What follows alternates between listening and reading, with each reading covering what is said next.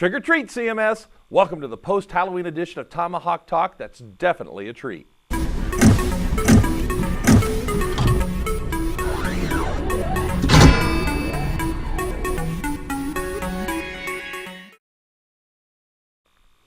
everyone, I'm Mr. Strite.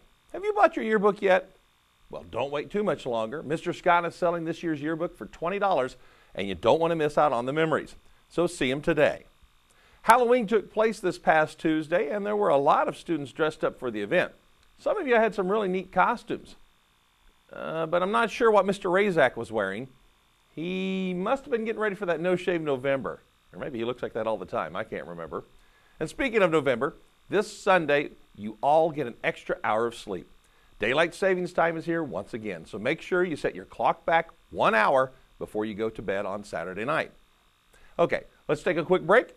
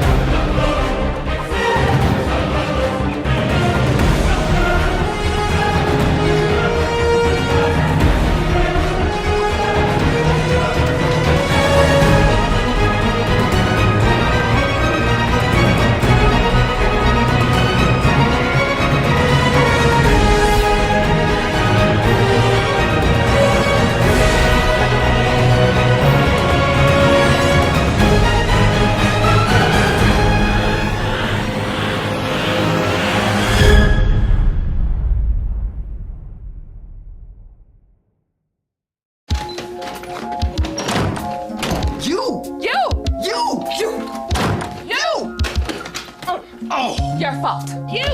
My fault? Your fault. Ugh. Your fault. You're right. What? It's my fault. What do you mean your fault? Just the two of us. You're right, it's my fault. We can make it if Maybe both of us? Maybe just you. Just the two of us. Building.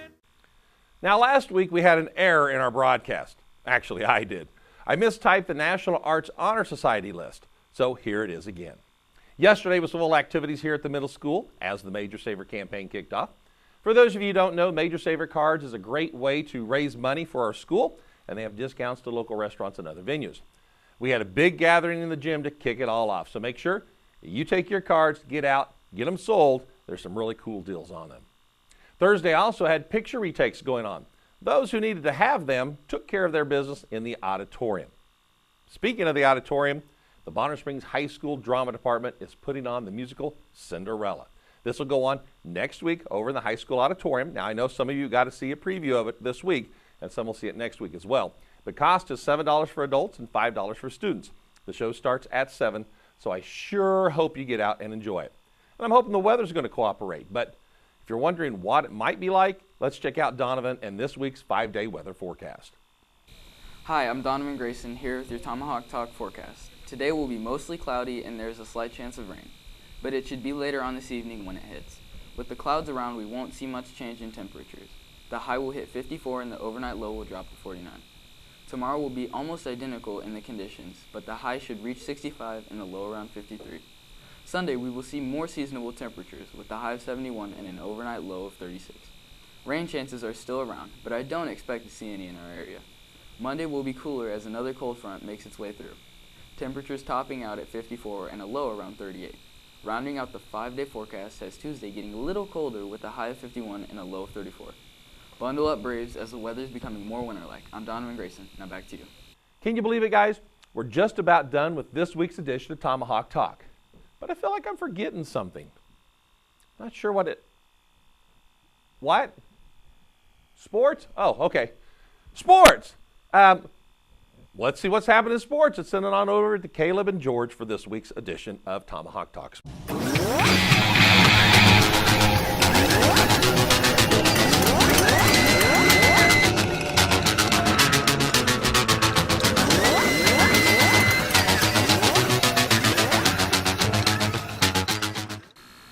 Hey Hey guys, welcome to CMS Sports. I'm Caleb Farmer. And I'm George Vega. The Lady Braves basketball teams were busy this week as they took on Piper to start the week and finished with Lexington Trails yesterday. We'll start with Piper this past Monday. The 8th grade B team has several teammate members missing, which allowed a lot of other girls on the team to get a lot of minutes. Led by Esther Tommy and Juliana Quinton, the girls just didn't have enough in the tank as they dropped their game 23-5. In A-team action versus Piper, Victoria Fisher stepped into a starting position and led the Braves with 6 points. But it wasn't enough as they lost to Pirates 51-6. Last night's game with Lexington Trails was after our broadcast recording, but we have your scores here.